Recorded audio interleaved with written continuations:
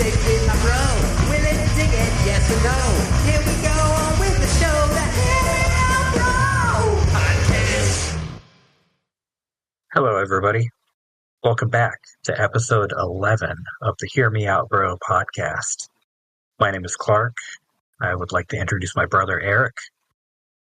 Hey, everybody. If you're a new listener, we have a playlist on YouTube. If you search for HMOBP, if you have any questions or comments or suggestions, feel free to email us at hearmeoutbropodcast@gmail.com. If you like the show, you like what you're hearing, and you want us to keep doing it, tell a friend, leave us a review, share the podcast with people you think might be into it. We'd really appreciate it. And if you do listen along with the playlist, if you want to drop a comment on the videos that you're enjoying, just say the Hear Me Out Bro podcast sent me here. And that'll help spread the word organically to people that are already listening to those kind of songs. Yep. All right. Without further ado, Erik is going to take the helm on this episode as payback for making him listen to a weird Dutch band last week. That one was fun. I had fun. I'm glad you had fun too. Hopefully the listeners had fun. Normal's pretty great. I hope so. So Erik is going to lead us by the hand through the musical catalog of a band that I am not familiar with. The Mugs. Cool. So I'm looking forward to this. All right. So like you talked about in the trad metal episode, you know, a lot of people say, oh, there's no good bands anymore. Well, this band, they're called the Mugs. They're from Detroit, and they didn't even form until the year 2000. What? So they're a millennial band. So they're not millennials, but they formed in the year 2000. And I love like heavy blues rock stuff. Mm-hmm. And so there's still people playing that kind of music. And these guys do it really well. And I love this band. They write great songs. They seem like really cool people. And so it's a 3-piece band. It was formed in 2000 by guitarist, vocalist Danny Methrick and Tony Nardo on bass and Matt Rost on drums. Their first album came out. They had an EP before their first album came out, but we're just going to kick things off with their first album. Oh, and they also call themselves the ugliest band in the world. That's where the Mugs come from. They've got some pretty stiff competition out there. Yeah. They're not that ugly, but that's what they call themselves. Okay. So this is from their first album, which came out in 2005, from their self-titled album, The Mugs, and this song is called Monster.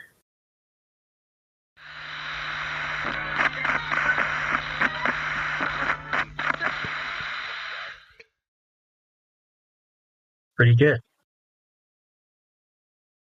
Yeah, they kind of remind me of like a lot of the music I grew up listening to, but they kind of blend a lot of stuff, you know, like they're a little heavier than, you know, your typical blues rock stuff, or they're like the heaviest of the heavy stuff. And I really like their drummer. Well, I like their guitar player a lot because I'm a guitar player, but I really like their drummer too, because he does a lot of like Keith Moon kind of stuff, like kind of plays pretty wild, but then can also like play pretty heavy, like kind of Bonham-y. Yeah. And there's kind of a lot of like Zeppelin-y elements, and they just draw from a lot of cool stuff. But they sound original too. Right. And I kind of like the guitar player's voice too. You know, he's got a unique voice, and it just fits their music really well. Yeah, I could. I'm trying to think if you had told me they were a three-piece, would I have been able to tell? But knowing that they're a trio, it's like I could tell they had like kind of a stripped down sound, but they were and like they were able to keep it really tight and do a lot of different like musical stuff. But Yeah. Yeah, they can stretch out a little bit. yeah, it wasn't just like straightforward heavy blues rock. Yeah, kind of down the road, they get a little more intricate with like lots of overdubs and stuff. Okay. That'll be interesting to hear. Yeah, just I think as they developed, they just kind of added more and more elements in. Right. But yeah, just a lot of talent with these guys. They can kind of almost play whatever they want. So they just choose to play really cool sounding stuff. Speaking of like Zeppelin and like all the great blues rock bands, you know, something that was really common back then was just to take an old blues song and rock it up, son. Yeah. So this second song is also from their first album. It's a McKinley Morganfield, aka Muddy Waters classic. So it's got that classic blues rock formula. And this is Gonna Need My Help.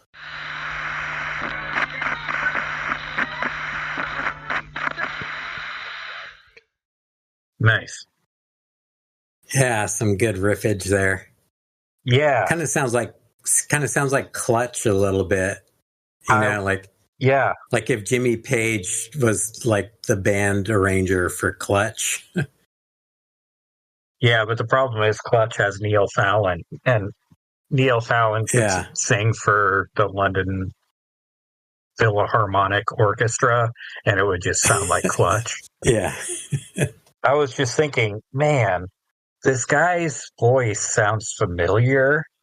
And did I ever loan you those albums? They were like the two double albums, Sucking the 70s and Sucking the 70s Back in the Saddle Again. Did I ever loan those to you? I think you did. Yeah, it's like a compilation of people doing covers. Yeah. Of 70 songs. Two double album compilations. Is that the album where Most Generator does, what is it, Garden Gate? That old Rush song? Yeah, the Rush, like B-side. Yeah. Yeah. Yeah, that's where I got turned on to Most Generator or Moss Generator. Yeah. I love those guys. I want to do a whole episode on them too. Nice. Yeah, so many rad bands from like the early 2000s are on those albums. We should probably do an episode just on those two albums. Yeah, we should. But so I was thinking, man, these guys would, if they're not on there, I was like, I know I've heard this guy's voice somewhere.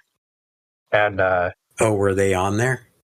And I was like, if they weren't on there, they would fit right in. Yeah. Like they have that sound, they like totally would. And sure enough, second album of the second edition, they do Humble Pie's I Don't Need No Doctor. Oh, cool. By the Bugs. Yeah. Yeah, that's a good song for them to cover too. It's a small world. Nice. Yeah, they do it like as soon as I saw it, it was like, oh yeah, okay. That's where. Okay. Perfect. Nice. Yeah, I can't remember where I first heard these guys. I think I heard the song, we'll get to it down the list, called 6 to Midnight. Mm-hmm. But that's not until like their 2011 album that they put out. Oh, okay. So, well, apparently we both heard them in like 2002. Oh, 2006 for the second album. Yeah. We heard them in 2006 and just weren't yet fans. All right. So we're going to move on to their second album, which came out in 2008. The album's called On With the Show. And the first song we're going to share from that is the song Down Below.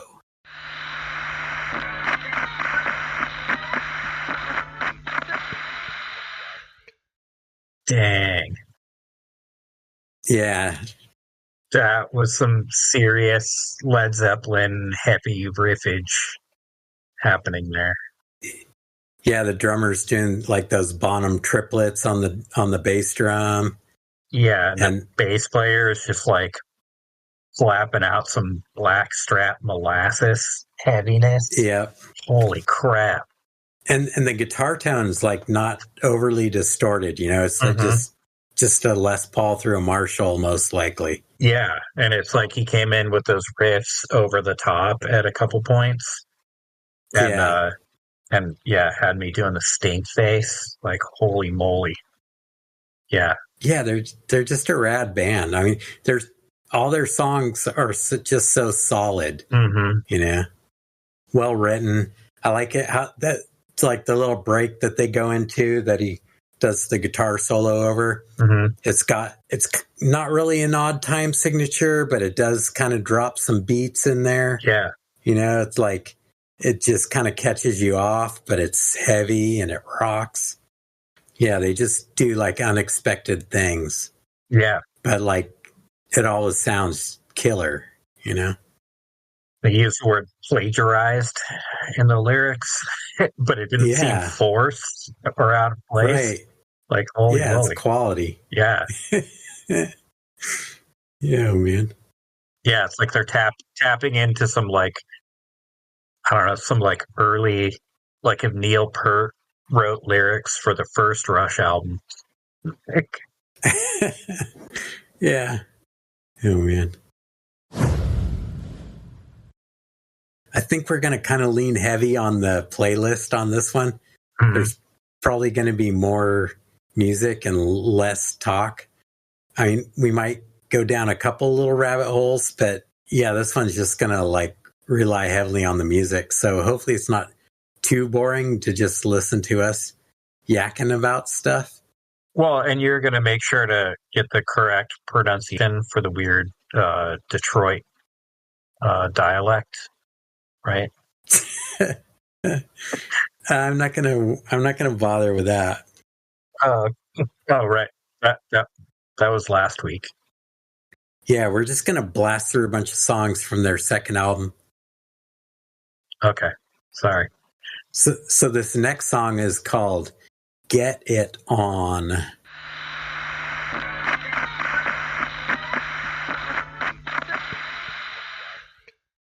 Nice.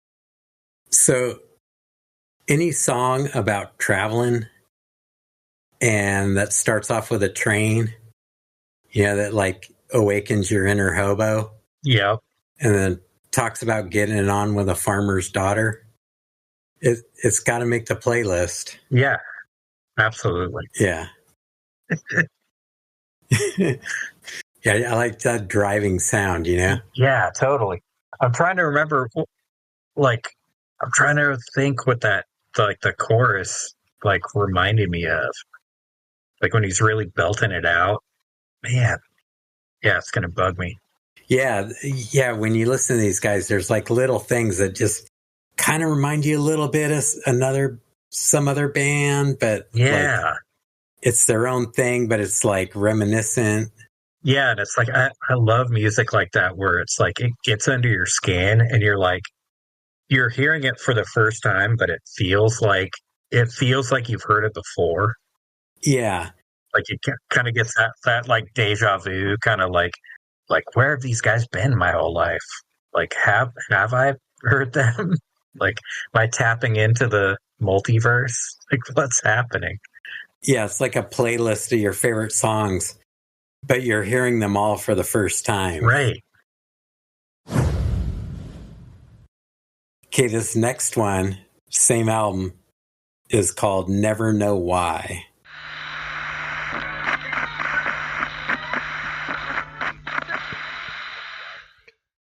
Very nice. Yeah, I like that one. Has such a cool feel to it. Mm-hmm. It's like Black Sabbath meets Jimi Hendrix Experience or something. Yeah, I could see that. Like it's got the slow quarter notes, you know, like the 1, 2, 3, 4, 1, 2, 3, 4. But then it's also got triplets like laid over that, like 1 2 3, 1 2 3, 1 2 3, 1 2 3, 1 2 3, 1 2 3. And then like in that middle break, it starts doing like that Sabbath kind of riff, like they're going to go into a jam or something. But it's just got this like killer like Texas shuffle drum beat that jumps in, and then he starts doing all this like Mitch Mitchell-y kind of stuff, and then they go back into the main riff. It's just so many layers of like, it's such a cool feel. Yeah, totally. Yeah, that the singer's voice is starting to grow on me. Like it, it really fits with the sound. Like you were saying, how you hear a song and it kind of reminds me of something. Like this next one really kind of reminds me of like my favorite old Aerosmith.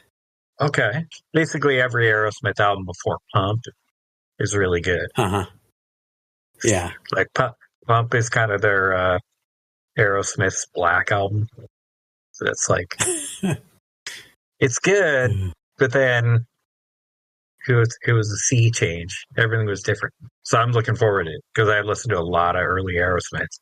Yeah, well, you might like this one. To me, it's that reminiscence that you're talking about. To me, this is kind of reminiscent of old Aerosmith kind of stuff. Okay. Do you want to introduce it? Yeah, it's called Somewhere Down the Line.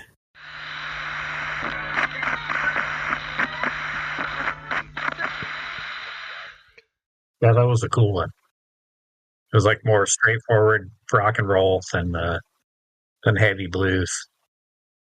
Yeah. It shows they like have another side besides just like the heavy riff rock stuff. You know, they can write a straight ahead rock and roll tune. Nice. Yeah, there's a lot of layers to these guys. Like I'm playing my favorite songs, but you know, there's a lot of depth to this band. So I keep talking about how awesome the drummer is. He was doing more Bonham triplets there in that song. I don't know why, but Matt Roost stepped down as their drummer.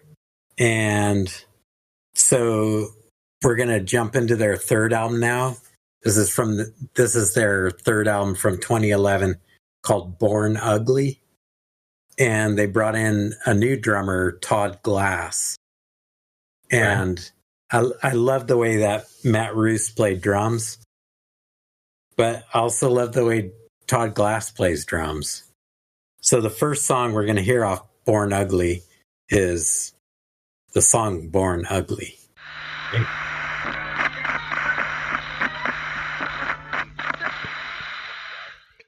So I hope the reason Matt Roost stepped out of the band, you know, I hope it wasn't a bad reason or anything, but they found a good replacement for him. I mean, that guy's got all the same tricks up his sleeve, you know, like that triplet feel and the, you know, halftime shuffle kind of thing going, and just those Mitch Mitchellisms and the heaviness of Bonham. It didn't quite gel quite as much, though. Maybe I was just listening to it too hard or something, but it seemed like it seemed a little like some of the drum stuff seemed a little forced.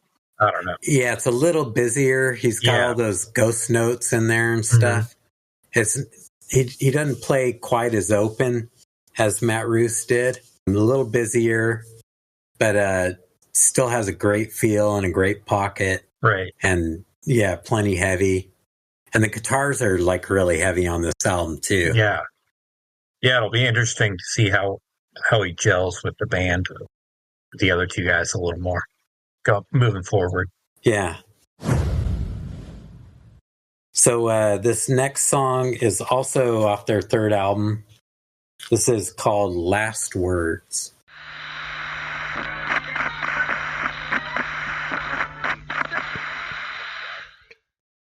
We just hit midnight. Yep.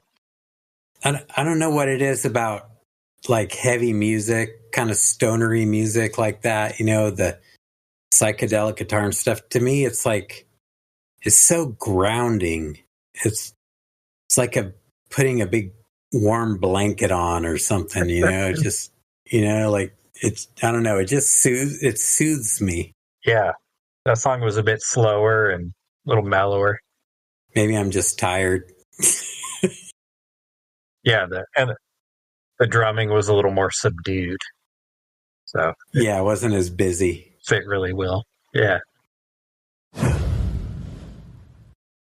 All right. We're going to do a couple more songs off this album. Yeah, this song is called, I kept thinking it was called Notes from the Underground. Right. But it's called Notes from Underground. Okay.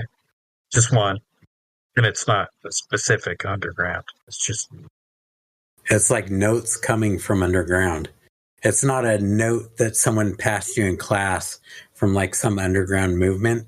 It's like notes coming from underground. I was just talking about grounding too. Yeah. So, anyways, the song is called Notes from Underground.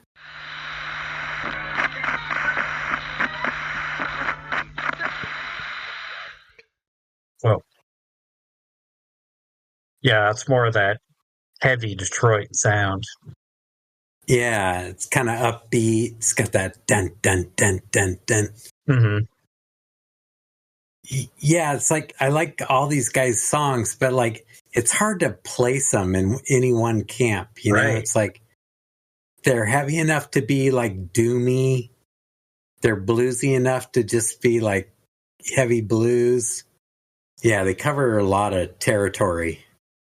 Yeah, it's like if you took ingredients from Zeppelin, ingredients from MC5, ingredients from Priestess, like put them all in a blender. Yeah, they just have a good tight sound, and it'd be fun to see them live too, because there's so much variety. It's like you wouldn't be like, oh, another slow doomer, or right, like, yeah, like, is there ever a song to like get a beer, or it's like do they just keep punching? Yeah. Another mosh pit song, like 3 in a row. Man, my legs are getting tired. I'm kind of sweaty. I need to pee. Yep.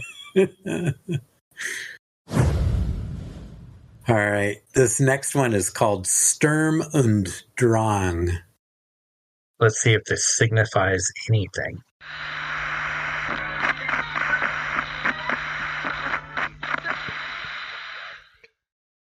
Some more of those Mitch Mitchell manic depression triplets going on there. Yep. I like the Leslie guitar that he puts in there too, and I think he's singing through a Leslie speaker too. Right. Just got that cool warbly tremolo sound to it. I forgot to mention in the last song too, and there was another song further back in the playlist where he plays slide guitar, and it's just another flavor. They add so many spices to the stew. Right. Well, and I was mistaken. Sturm und Drang is not Sound and Fury. It's Storm and Stress, or Storm and Strife. Yeah, yeah. I was conflating it with Sound and Fury, signifying nothing, from Shakespeare. It was an art movement in the 1700s. Is there any notable Sturm und Drang artists that we would know of today? There were a lot of authors. Johann Wolfgang von Goethe. Oh, yeah. Wrote Faust, a bunch of other stuff. Proto-Romantic movement in German literature and music that occurred between the late 1760s and early 1780s.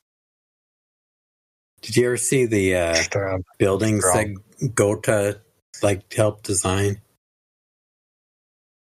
I don't think so.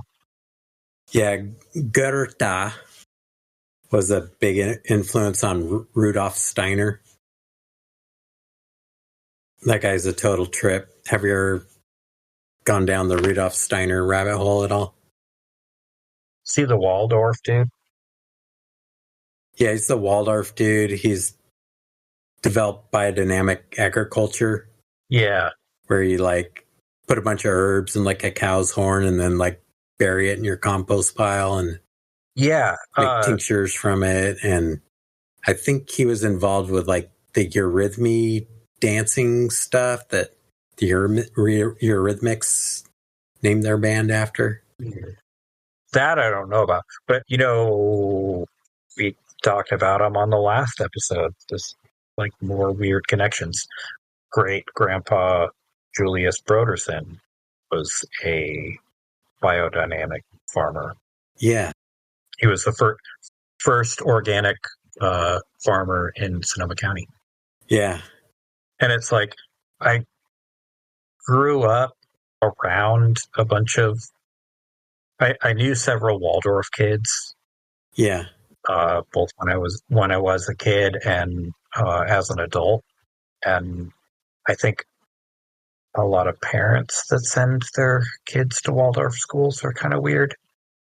And I don't know if it's 100% true, but I've heard that one of the leading professions for graduates of Waldorf schooling is circus performer. Huh. Interesting. So I don't know if that's true or if that's just slander. It'll be good training for it. But it was like, when something gets a lot of like bad press or like negative connotations or like, just has like weird stuff associated with it. You're like, yeah, okay. Why would he like, okay, just some weird hippy dippy thing. And then I saw a thing about Steiner and Waldorf schooling, and it was like teaching kids math by using baking and kitchen stuff, like teaching math in the kitchen, like practical applications of math. And I was like, why didn't mom and dad send me to Waldorf schools? I could math. I could do math. It's like, yeah, no, instead of it being like magnetic bunnies on a chalkboard and like me not grasping it and then getting called up and shamed and then bullied by my math teachers in elementary school. It's like, oh, I know. Like, I thought I was a total idiot growing up. And I flunked out of like every math class. I got yelled at in junior high math class and sent to the vice principal. And then like when I went to college later on, I like studied engineering, and it's like, wait, I understand math. Math makes total sense. It's like a puzzle that there's only one right answer to. Right. And it's just purely logical. So to all my old math teachers, Yeah, and it's like, getting an education now is a different story. Like schools are so underfunded and like teachers have to buy their own supplies and stuff and they're overworked and classroom sizes are totally huge. Hopefully the pendulum's swinging the other way. But it's like this was in the late 70s and early 80s when we were in school, like elementary school. Like there was no excuse. We just had bad math teachers that were a-holes. Stressed out union workers hanging out for tenure. Yeah. Another interesting thing about the Waldorf schools, Waldorf is like a big tobacco company, like cigarette maker in Germany.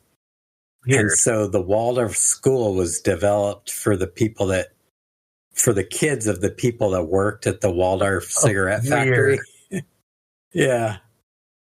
Yeah, Rudolf Steiner's, there's so many interesting facets to that guy.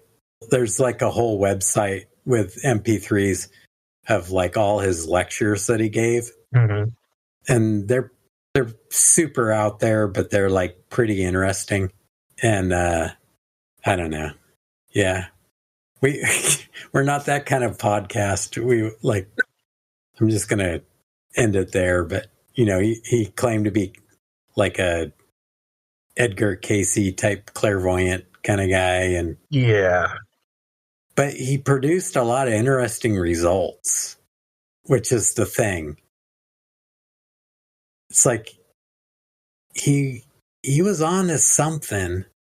Yeah, but a lot of times it's like, I don't know. It's like any kind of like ego-y, culty kind of thing where it's like, Well, his big thing was like the ether or whatever, Yeah. But I don't know. Maybe there's things that we just can't measure or understand yet. That eventually it'll be like, oh, well, that's what that was. Maybe, but well, like they're finding a lot of interesting things about like the properties of water and things like that. That like both he and what's that other German dude? Kind of similar. Yeah, I don't know. It's just there's so much woo-woo stuff out there. And then it's like, I don't know. I think people get in these echo chambers and they're smelling too much of their own sauerkraut farts and start believing that they can't really do anything wrong, or like everything that they believe must be true. It's like, well, see how teaching kids fractions by like measuring out flour and eggs. See how effective that was. I just thought of this thing and it came out of nowhere, and it's like, yeah, okay. Did you eat too many pickles last night? Had an upset stomach? Yeah, he thought of a lot of interesting things that came out of apparently nowhere, but can produce like beautiful things and things of measurable improvements. Yeah. Oh, the other guy is Victor Schauberger. That's another whole weird rabbit hole to go down. You don't want to go too far down it because then you start getting into like Nazi UFO stuff. Yeah. Not to change the subject, but also to change the subject, other notable composers from the Sturm und Drang movement: Haydn, everybody else named Bach other than Johann Sebastian. Oh, man. Johann Christian Bach, Carl Philipp Emanuel Bach, Johann Christopher Friedrich Bach, Wilhelm Friedemann Bach, and this other guy, maybe you've heard of him. Have you ever heard of Wolfgang Amadeus Mozart? Does that sound familiar? Rings a bell. Can't name any of his songs. Yeah, I guess it was a pretty huge movement then. I guess so. Yeah, I just didn't scroll down all the way on the Wikipedia page. Mr. Mozart left a pretty big footprint in Salzburg, one of the coolest towns in the world, and wrote one of the coolest pieces of music, one of my favorite pieces of music of all time, the Queen of the Night aria. Well, I think we should, we're covering all the music we like. We're going to have to do like a classical episode as well. I don't think I even have that on the list, but we should do something like that. I think there's something on. Yeah. I was just going through the list the other day. I think classical's in there somewhere. This song is the first song I heard from these guys. And I heard this song, and it's kind of like what you've mentioned with some albums. You hear one song and you're like, okay, I just got to get every album these guys ever made. Oh, yeah. I love hearing songs like that where you're just like, take me down this rabbit hole. Yeah, so this was the first song, was like, man, I got to hear more of these guys. And, as you'll hear this whole list, it's like, they don't disappoint. But this was my, my entry into the Mugs. This is 6 to Midnight.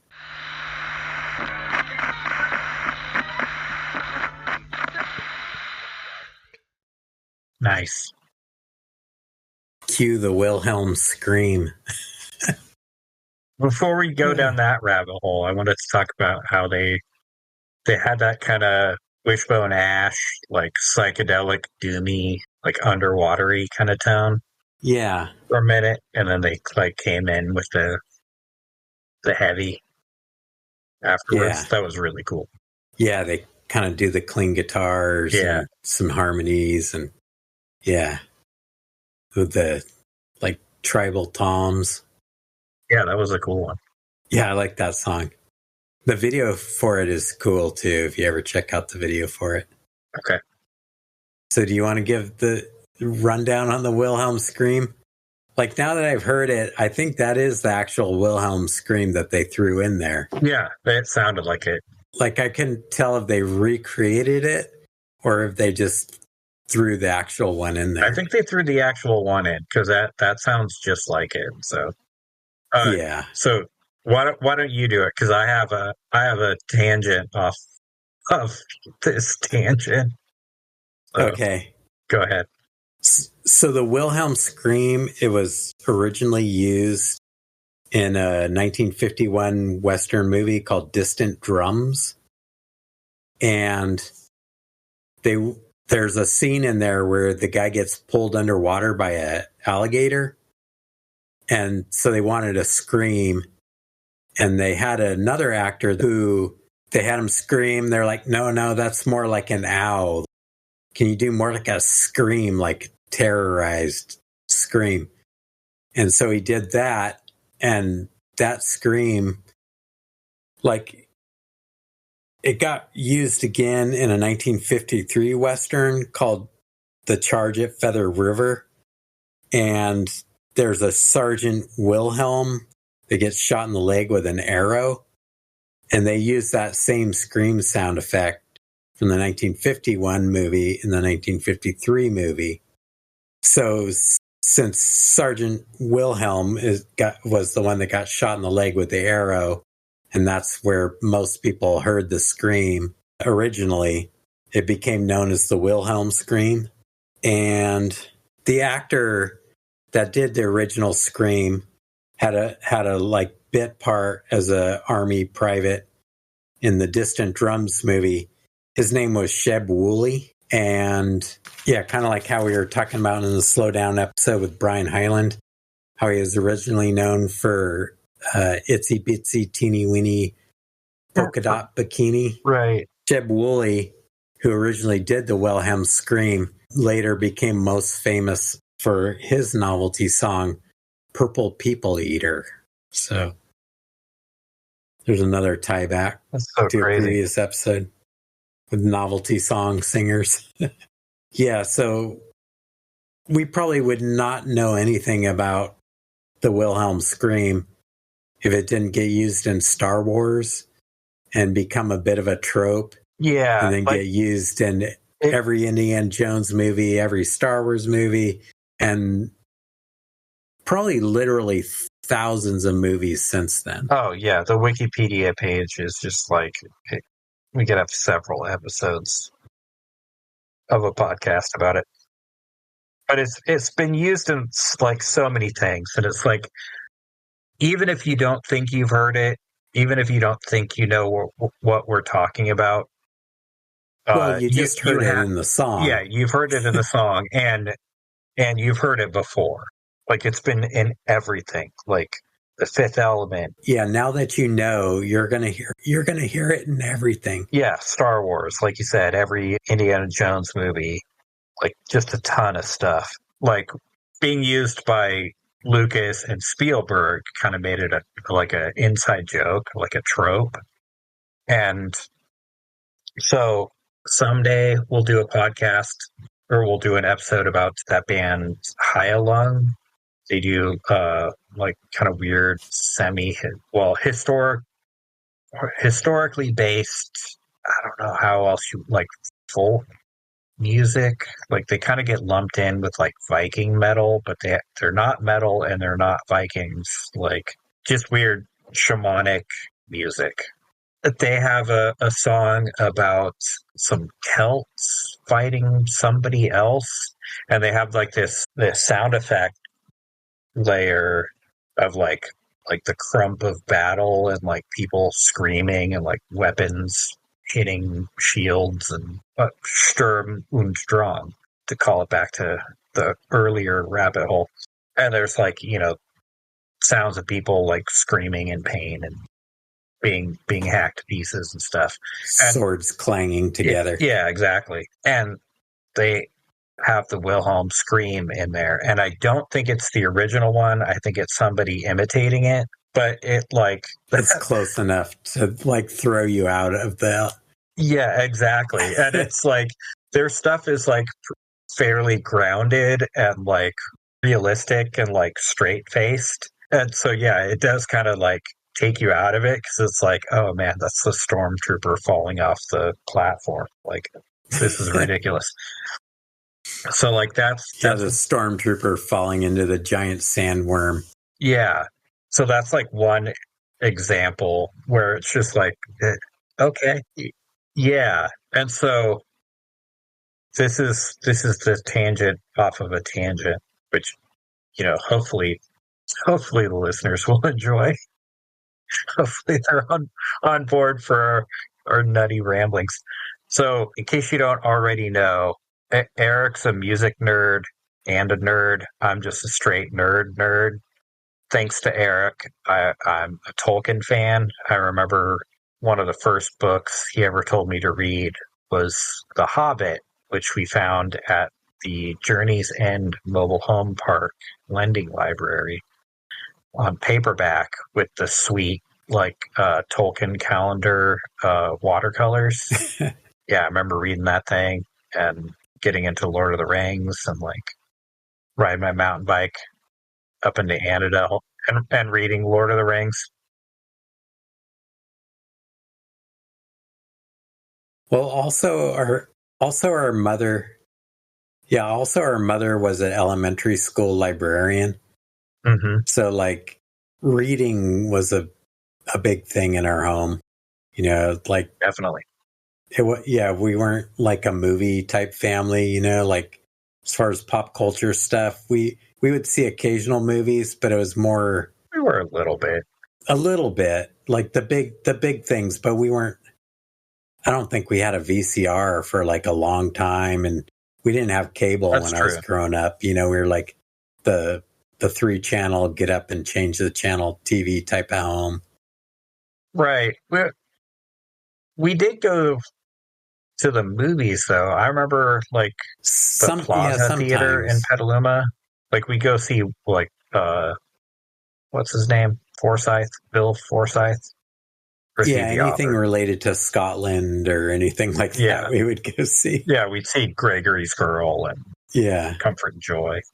And of course we saw Star Wars and all the big movies of our youth, Willy Wonka's Chocolate Factory. I remember seeing. Right. I didn't see that in a theater because you guys were traumatized. So I didn't see it until I was an adult. Because it was verboten. It was like, how people have like, oh, my mom saw The Exorcist, so we weren't allowed to see The Exorcist because it was too horrifying. That, for me, was Willy Wonka and the Chocolate Factory, or Charlie and the Chocolate Factory. Oh, man. I walked out of the theater when that girl started turning into a blueberry. Yeah, I didn't see it until I was an adult, and it was just like terrifying. I was fully on board. Anyway, oh man, that was a tangent on a tangent on a tangent.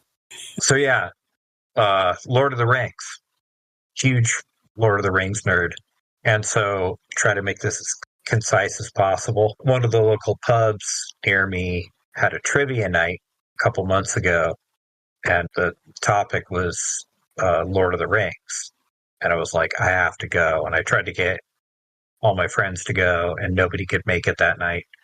And so I went by myself, and like the trivia nights are super popular at this place. And so even if I go by myself, I've been a couple times, there's always a team that is like a couple team members short. And so like the line for the bar will be like pretty long because it's a popular night. And so It's usually just who's ever sitting next to the line, like at one of the high top tables. And it's like, I'll look and it'll be like just a couple or like 2 or 3 people. And like they're reading out the questions and like, okay, they don't know the answer. Okay, I'm a nerd. I know a lot of really useless stuff. And so it's like, oh, yeah, what's the world's largest monkey? And like all the other teams put the gorilla. That's an ape. Yeah. And I was like, do you guys know the answer to this? Like just strangers at the table that I was standing next to, waiting in line to order a beer. And it's like, do you guys know the answer to this? And they're like, no, it's the mandrill. And they're like, we don't even know what that is. And I was like, the one with the blue and the red on its face. They're like, oh, okay. And so, like, sure enough, they were the only team who got it right. And they're like, do you want to join our team? It's like, okay. Absolutely. I figured I could pull something off like that on the Lord of the Rings night. And so I walk in there and sitting at one of the high top tables. And I got there early because I was like, I want to find a team. And there was a couple and their friend. And she had the One Ring, like a replica of the One Ring on a chain. And he had the even star, like the pendant necklace thing that Arwen gives to Aragorn thing. Yeah, the little like angelic little bauble thing. So he's wearing that, she's wearing the One Ring, and I was like, there's potential here. those are my guys. That's my tribe. And so I was like waiting in line, and like when I got near their table, I was like, do you guys need an extra team member? And they're like, do you know Lord of the Rings? And I'm like, yeah. Kinda. They're like, okay, sure. And so it worked out perfectly because they were in their like late 20s, early 30s, and I'm 50 this year. And so they mostly knew the movies, the Peter Jackson movies, and like all of the behind the scenes stuff. So like they knew a bunch of behind the scenes stuff that I had no idea. So you had a well balanced team then. Yeah, and then I knew all with like the Mr. Cimmerillion and the movie trivia folks. Yeah, and then they always have a music round in the trivia nights. And so they knew all the new music and I knew all the old music. So it's like I got Black Sabbath, The Wizard on like the very first harmonica note. I was like, Black Sabbath, The Wizard. And they were like, what? Never even heard this song. It's awesome. And Misty Mountain Hop by Led Zeppelin. And they're like, we've heard of Led Zeppelin. Sweet. And it was like, they knew all these other songs by artists that it's like, okay, I've heard Imagine Dragons or heard of them, but I've never heard. I know they're a musical group. Yeah. Like, okay. So it like worked out perfectly. Anyway, after all of that. Well, and one little interjection, like those young people will totally know what the Wilhelm scream is. But since our audience is probably mostly like Cimmerillion book readers, like they might not know what the Wilhelm scream is. So that's why we're sharing it. Because they might. Or they might have kids. Yeah. My kids are the ones that taught me about it.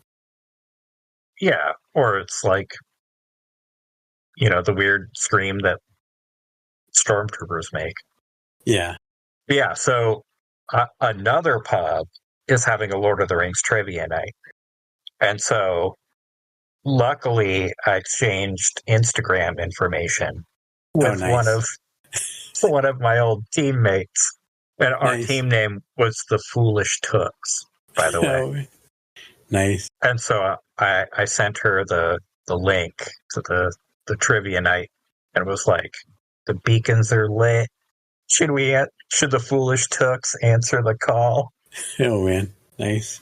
And so she's like, let me check. And she's like, they're in. Let's do this. And so I'm like, okay. So I'm rereading Lord of the Rings and then also watching the movies. So this is the whole preamble. So Battle of Helm's Deep in the Two Towers in the movie, but not in the books. Yeah, the guy falls off the wall, and there's the Wilhelm scream. Yep. Yeah. So one of the elves gets shoved off the wall and does the Wilhelm scream. And we'd already talked about this in the whether we should include this in the podcast earlier this week. And I totally did the Leonardo DiCaprio meme. Like, snap fingers, point at the scream, point at the scream. He's doing it. Oh, man. So. The Wilhelm scream. So, the Mugs, they had a fourth album in 2013 that they put out called Full Tilt. And I haven't included any songs on there because it's a live album. But if you want to do some extra homework, some extra credit homework, listeners, there's a nice cover of Mississippi Sheiks on there. That's worth a listen. The Rory Gallagher song. Yeah. But anyways, so we're going to skip the fourth album since it's a live album that covers a lot of the stuff we've already heard. But if you want to hear how they sound live, then it's worth a listen. It's also worth checking out that Mississippi Sheiks cover. But we're going to skip ahead to their 2015, their fifth album, Straight Up Boogaloo. This is a great album. The first song we're going to listen to off Straight Up Boogaloo is the song Fat City.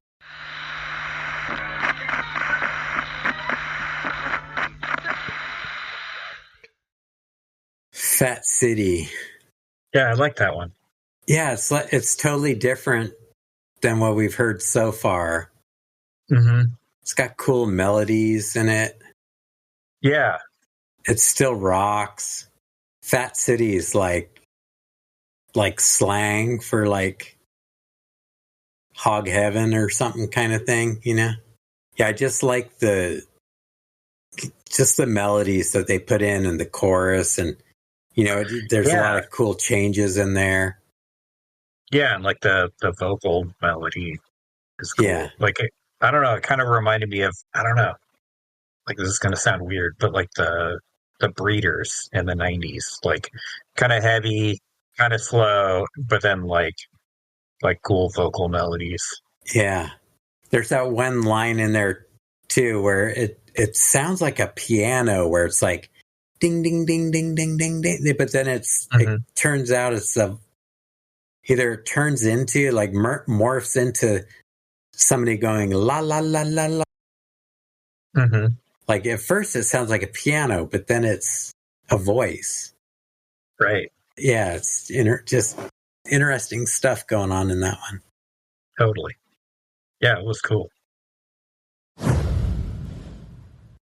So the next song we're going to check out is the title track, Straight Up Boogaloo.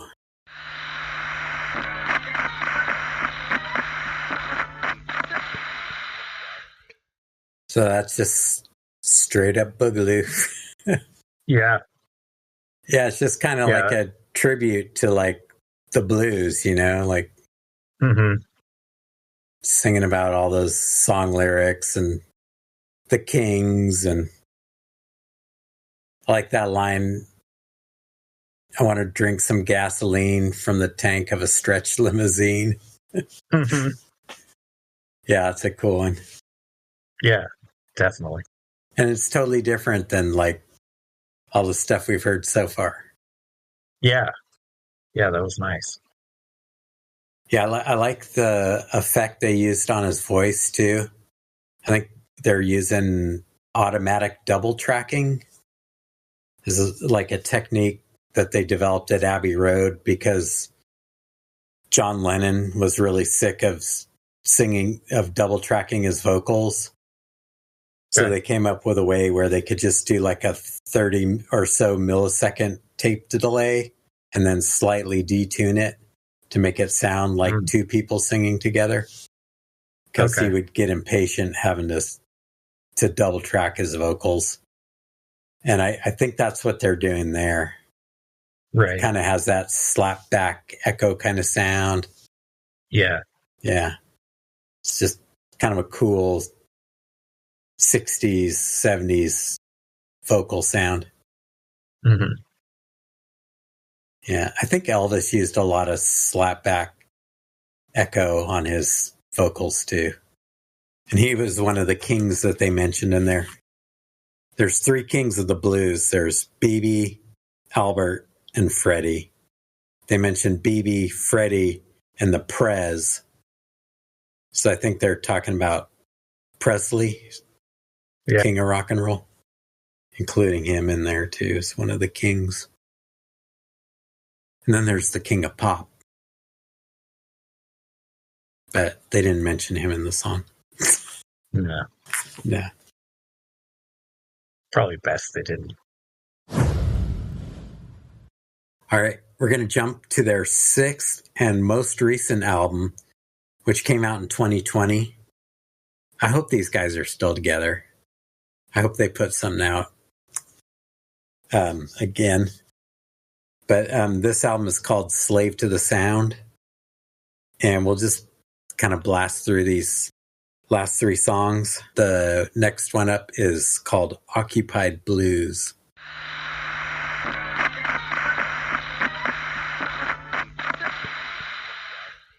I think they're getting more comfortable being in the studio, and like there's a lot more experimentation going on and stuff. Right. It's like it is totally different than what we've heard so far. Yeah. But it's still like cool and interesting, and some of the chords in there kind of sound kind of early Alex Lifeson-y. Mm-hmm. Yeah, there's just a lot of interesting different tones going on. Yeah, with the album called Slave to the Sound, I think they just probably hunkered down in a studio somewhere and just were like, this is going to be our pet sounds or whatever. Right. Our Sgt. Peppers. Mm-hmm. So. We're really going to stretch our creative legs. Yeah. Yeah, very cool. Yeah, and I was just looking at their Wikipedia page to see if they were still around, and they are. They're still together. Okay, so this next track is the title track, Slave to the Sound, from the album Slave to the Sound.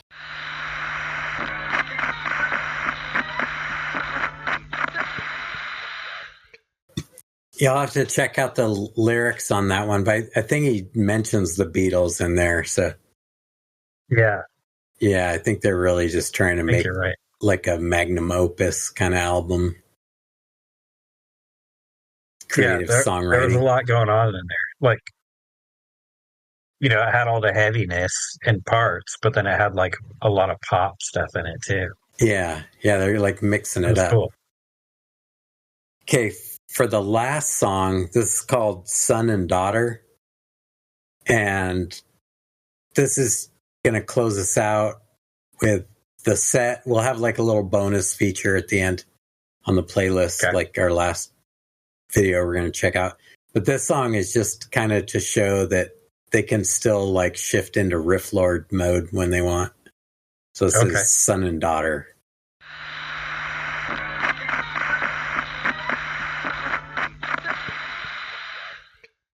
So still some experimental stuff going on there, some studio tricks and stuff. But yeah, it's heavy, but it's not stripped down like the earlier stuff. Yeah. Yeah, they can still bring the heaviness when they want to. Cool. So what do you think of the mugs? I liked them. Yeah, I liked them a lot. I like them too. They're heavy. It's comforting me. It's like the comfort food of music for me. Is that heavy stuff? Right. But these guys have enough variety to like keep it interesting and yeah. And I mean, they sound great. They play great. Cool lyrics. They have a sense of humor. They got They got all the ingredients. Right. Also on this Slave to the Sound album, they do a cool cover version of Walter Egan's Magnet and Steel. I love that song. We'll hear that song when we do the Stevie Nicks' Muse episode. Oh, yeah. Stevie Nicks was going out with Walter Egan at the time, or sleeping with him at least, or whatever. Yeah, but yeah, she sings great on that song. It's a cool song. Great. Yeah, we'll play that on that episode.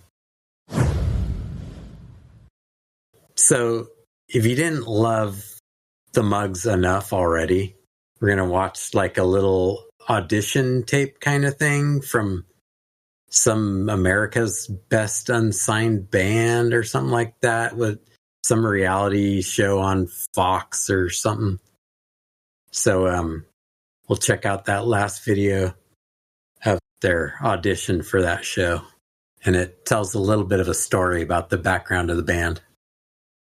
Nice.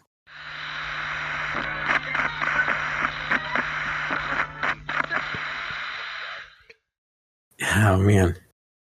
Yeah, I can see why you didn't want spoilers on that. Yeah, so like, That was cool. I mean, maybe some of our eagle-eared listeners picked it up beforehand, but like Tony DiNardo, he had a stroke like a year after they formed the band.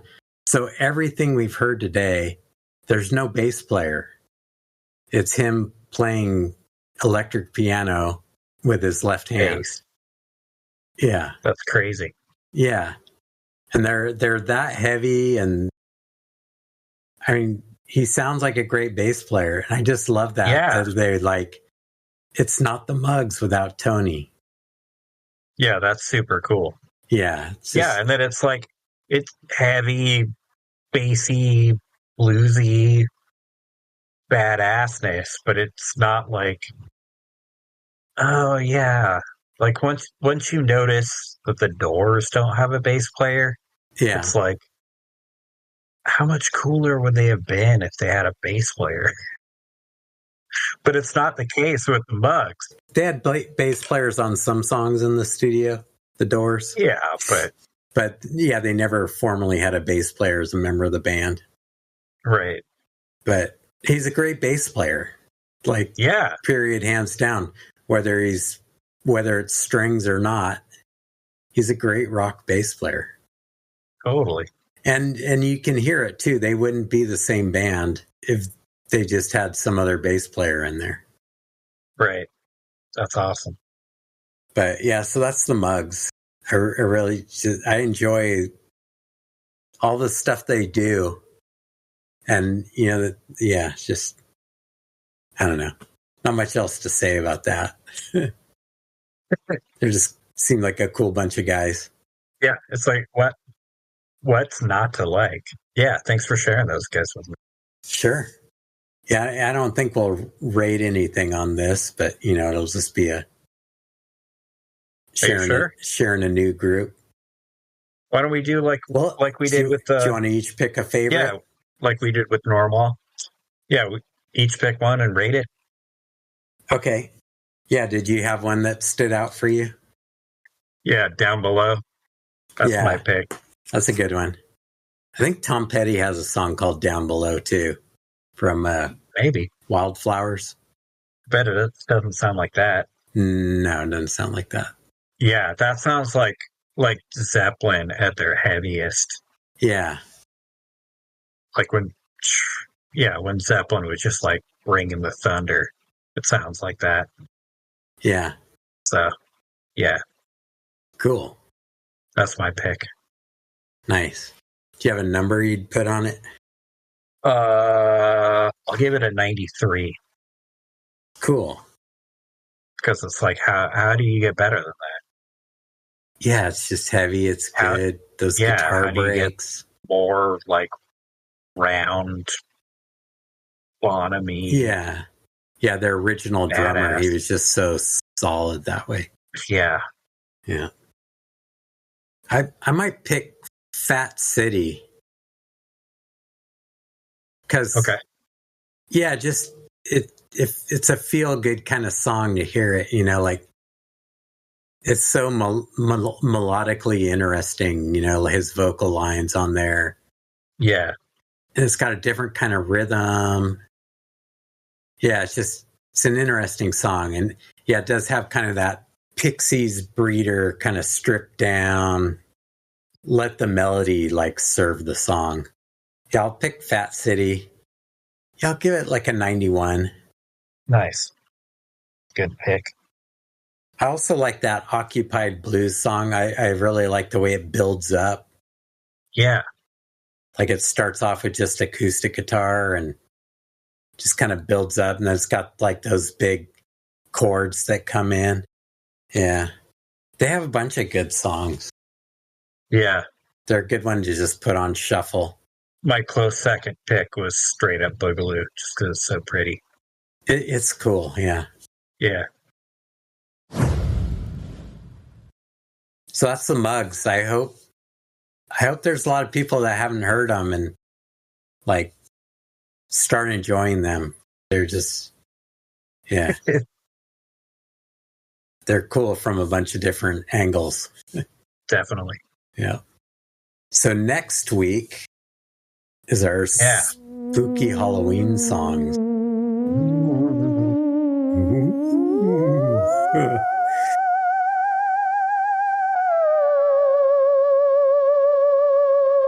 And if you enjoyed the Mugs, there's a Mugs song that is going to make my playlist contribution to the spooky Halloween songs, which will be evident when you hear it.